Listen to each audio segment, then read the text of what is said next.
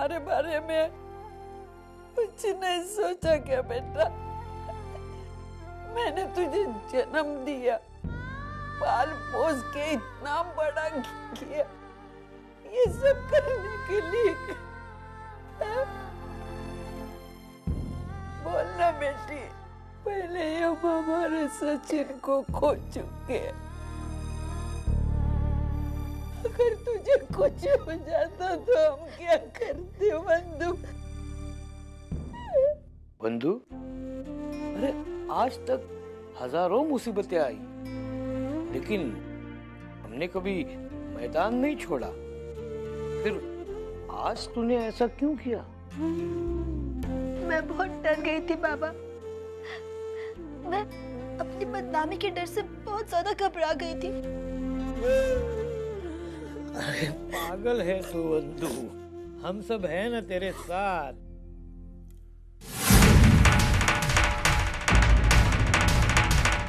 ये लड़की ना हमारे जिंदगी में आती, ना हम हमारे सचिन को खोते, ना ये बंधु पे ये नौबत आती।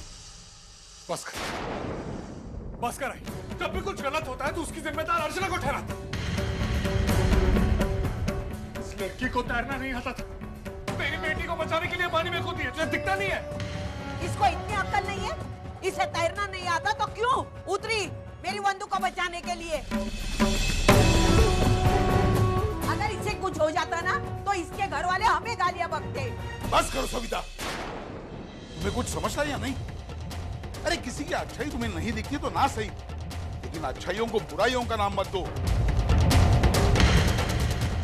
जाओ बंधु को अंदर ले जाओ।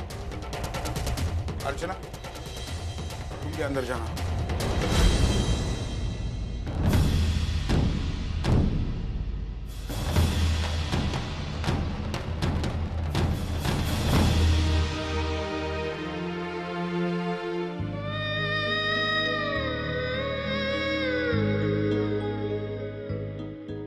बेटा, तुम भी जाकर आराम करो।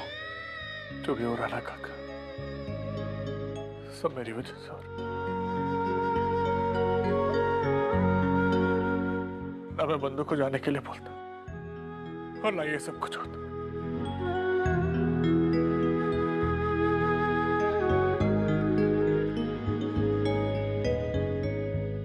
मानव, वंदिता का फंक्शन में हिस्सा लेने का फैसला हम सबका था, तो आप अकेले अपने आप को जिम्मेदार क्यों ठहरा रहे हैं? जो भी हुआ उसकी जिम्मेदारी हम सबकी है, तो हम सब मिलकर इस परेशानी से बाहर निकलेंगे। मानव, आप थक गए होंगे ना? जाइए, जाकर आराम कीजिए।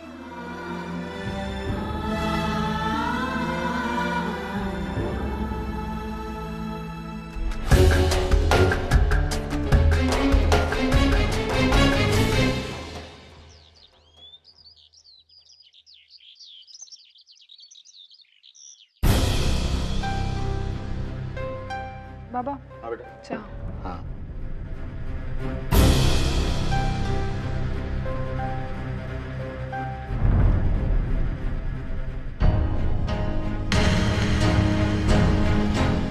ठाणे येथे वंदिता देशमुख नावाच्या मुलीने केला आत्महत्येचा प्रयत्न।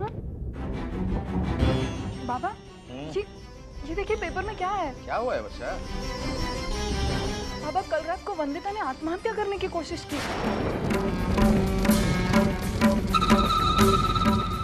और पुलिस का कहना है कि पुरानी दुश्मनी या फिर झगड़ा इसकी वजह हो सकती है। अरे देवा, ये कैसे हो सकता है? कल ही तो मेरी अर्चू से बात हुई थी, उसने ऐसी कोई बात नहीं कही। अरे कैसे कहती? ये तो सब कल रात को ही हो गया है ना। हाँ, ये भी तो सही है। पता नहीं उस घर को किसकी नजर लगी, हमेशा कुछ ना कुछ हो ही रहा है। एक हादसे से संभलते नहीं और दूसरा हादसा हो जाता है। मुझे लगता है हमें बंधु को देखने के लिए वहां जाना चाहिए।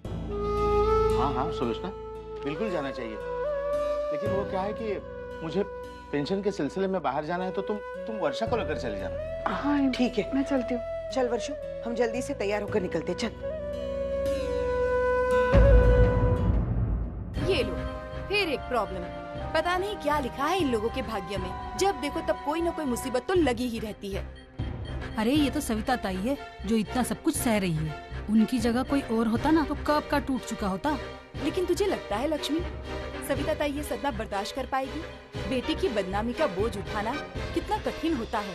बात तो तू सही कह रही है। बापा सविता ताई को ये सब कुछ सहने की ताकत दे और उनके जीवन में सुख शांति बनाए रखे। मैं तो जानती थी ये अजीत हमारी वंदू का पीछा नहीं छोड़ने वाला, और ये पेपर वाले वो नाम के साथ पता भी छाप देते हैं। इतने दिनों तक ये चार दीवारों के बीच में खबर थी, अब सारे मोहल्ले में हो गई और लोगों का नजरिया बदल गया मेरी वंदू की तरफ देखने का।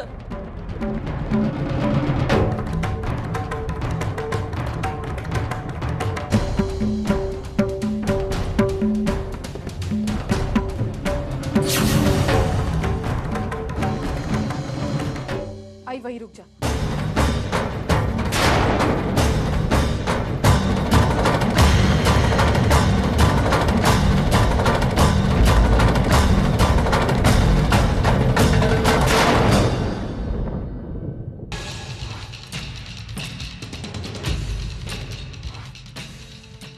इस घर में तेरे जितने दिन बचे हैं उतने दिनों तक तू अपने मायके वालों से कुछ रिश्ता नहीं रखेगी, न वहां से कोई यहाँ मिलने के लिए आएगा। ये अगर मंजूर है कोई तो अंदर आ सकती है। अरे आइए ना आप लोग अंदर। नहीं आए, तुम दोनों अंदर नहीं आओगे। ये कैसी बात कर रही हो अर्चना? मानव प्लीज, आप इस बारे में कुछ नहीं बोले तो अच्छा। आई, ये मेरा ससुराल है। मेरे ससुराल के लोगों की मर्जी मेरे लिए बहुत ज्यादा मायने रखती है।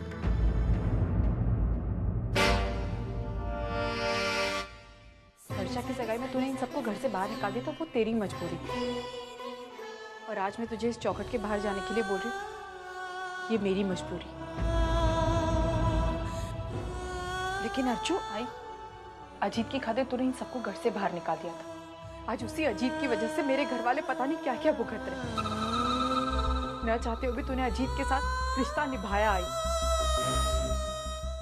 और मुझे नहीं लगता तुझे ऐसे हालात में यहाँ आना चाहिए, इसलिए तू वापस चली जा। अर्चना, जो हुआ सो हुआ, अब इस बात को लेकर नहीं बाबा, मैं अपने शब्दों से बंधी हुई हूँ।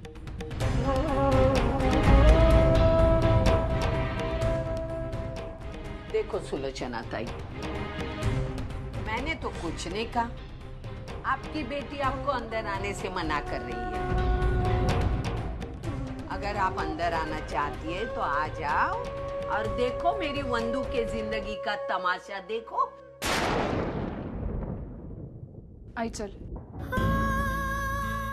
आई चल यहाँ से, चल तू।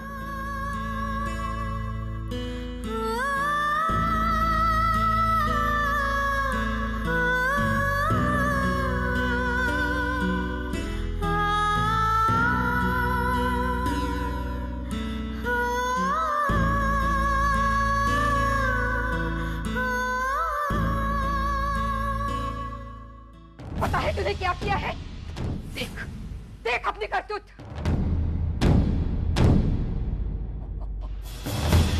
मैंने अपना बदला ले लिया। अच्छा, और उस बदले के साथ साथ मेरा और अपना खुद का नुकसान किया है, उसका क्या? अरे क्या जरूरत थी तुझे उस कॉलेज में जाकर इतना बड़ा तमाशा करने की? तुझे पता है अजीत, तूने मेरी रेपुटेशन, मेरी कुर्सी, मेरी हैसियत सब कुछ दांव पर लगा दिया है। तुझे पता है उस अर्चना ने रेप अटेम्प्ट को लेकर महिला समिति में अर्जी दे दी है। ऊपर से वंदिता का ये सुसाइड अटेम्प्ट। तुझे पता नहीं अजीत, कितना बड़ा बवाल खड़ा हो जाएगा। आई, कितनी चिंता करती है तू? कुछ नहीं होगा। हम जैसे बड़े लोगों के हाथों ऐसी छोटी छोटी गलतियां हो जाती हैं। लोग कुछ दिनों के लिए याद रखते हैं, मीडिया वाले खबर उछालते हैं, बाद में धीरे धीरे सब ठंडा पड़ जाता है, सब भूल जाते हैं। मैंने जो कहा वो कर दिखाया है। ऐसी बदनामी हुई उस लड़की की है कि मैं तो कहता हूँ खुशियां मना। ले रखा। तुझे पता है अजीत तेरी प्रॉब्लम क्या है? कुछ भी करने से पहले उसके अंजाम के बारे में तू सोचता नहीं है, बस कर देता है। मला हेलो, आई तुमने आज का पेपर पढ़ा? अरे उसमें वंदिता के बारे में ये सब क्या छपा है? हाँ, अब वही तो रोना रो रही है तेरे भाई के सामने। लेकिन तेरा भाई ऐसा है ना कि किसी भी चीज का असर ही नहीं होता है उस पर। आई अगर तू कहे तो मैं आकर अजीत से बात करूं? नहीं, तू इस मामले से दूर ही रहे। तू यहाँ आएगी ना तो तेरे घर वाले तुझे 100 बातें सुनाएंगे। आई पर चल बाय। आई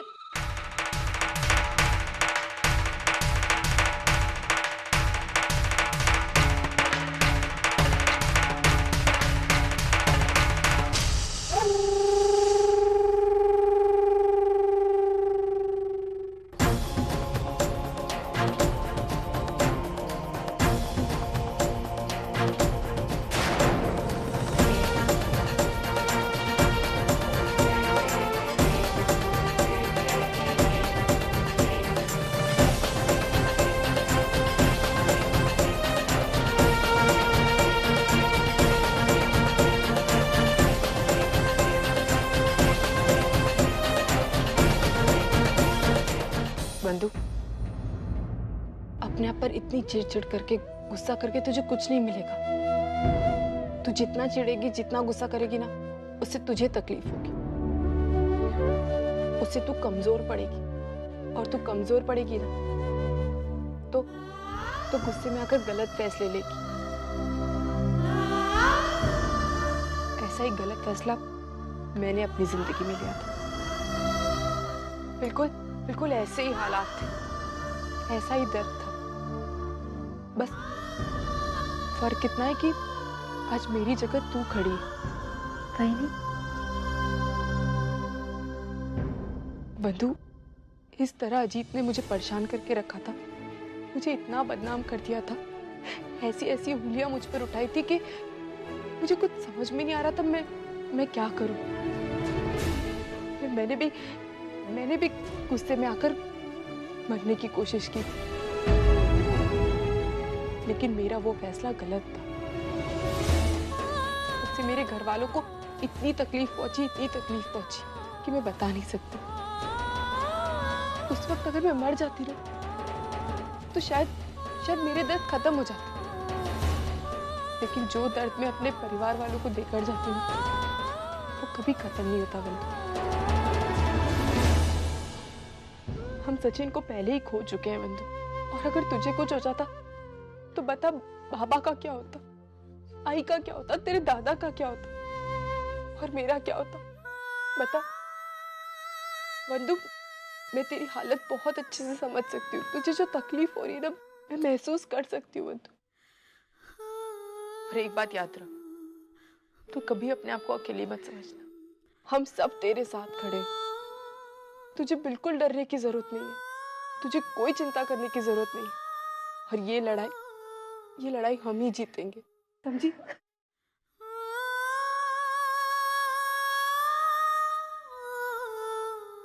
बस बंधु बस, अब बिल्कुल रोना बंद कर। भूख लगी है ना तुझे बंधु? चल अब बिल्कुल चुप हो जा, रोना बंद कर। खाना खाएगी ना तू?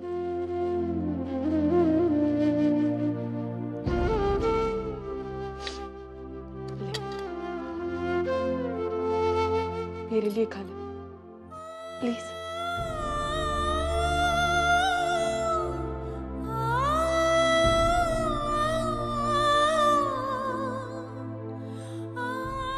तू खाएगी अपने हाथ से? ले खा।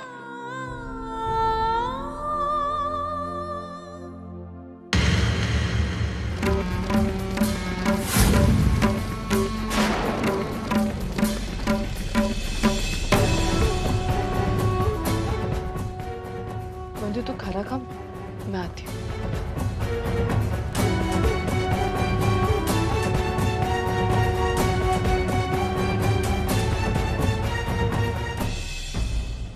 मानव, मुझे आपसे कुछ बात करनी है। कम से कम शांति से खाना तो खाने दो इन्हें। जो भी बात करनी है बाद में करना। एक मिनट शांति, क्या बात है अर्चना? मानव, मुझे आपसे बंधु के बारे में बात करनी है। मानव, आपने उसके बारे में क्या सोचा है? मेरा मतलब है हमें अजीत की हरकतों को कहीं ना कहीं तो रोकना ही होगा ना। चाहता तो मैं भी वैसा ही हूँ, लेकिन मैं क्या करूँ? कानून के पास जाता हूँ तो कानून तो पहले ही अजीत जैसे अमीर लोगों के हाथ बिक चुका है। अगर कानून हाथ में लेता हूँ तो हमें ऐसा कुछ भी नहीं करना। तो फिर क्या करूँ अर्चना? मुझे कुछ समझ में नहीं आ रहा। मानव, अगर आप चाहे तो हमारे पास एक रास्ता है। कौन सा रास्ता? महिला समिति। मानव, इससे पहले भी मैं ये मसला उनके पास लेकर गई हूँ। मानव, उन लोगों ने मुझसे वादा किया था कि वो वंदिता को इंसाफ जरूर दिलवा कर रहेंगे। और आपको पता है मानव, उन्होंने रसिका काकी से भी उनके बेटे की हरकतों का जवाब मांगा। मानव, आज वंदिता के बारे में जो कुछ भी पेपर में छपा है ना, मुझे पूरा विश्वास है कि इससे हमारी भूमिका और मजबूत हो गई। फिर क्यों ना कुछ नहीं होगा अर्चना, कुछ नहीं होगा। रसिका जी खुद महिला समिति के अध्यक्ष, वो कैसे न कैसे करके अजीत को बचा ही लेंगे। अंत में सिर्फ हमें तसल्ली के अलावा कुछ नहीं मिलेगा। मानव, हम एक कोशिश तो कर सकते हैं ना। लेकिन मानव प्लीज, एक कोशिश। आप एक बार मेरे साथ चलिए तो शायद।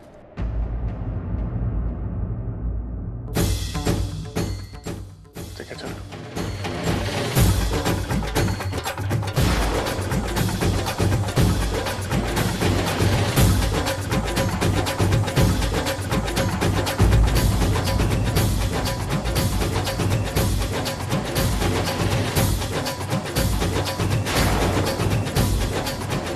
मैंने कहा ना, मैं जल्द से जल्द कुछ करूंगी। मैं जानती हूँ मैं महिला समिति की अध्यक्ष हूँ, लेकिन साथ ही साथ अजीत की आई भी हूँ, तो थोड़ा वक्त तो लगेगा ना फैसला लेने के लिए। अब इतना वक्त क्यों लग रहा है काकी? अजीत ने वंदिता की जिंदगी बर्बाद करते वक्त एक बार भी नहीं सोचा। देखो अर्चना, बहुत कुछ देख चुके हैं काकी, अब देखने की बारी आपकी है। अपनी आंखें खोलिए और ये देखिए इस पेपर में क्या छपा है।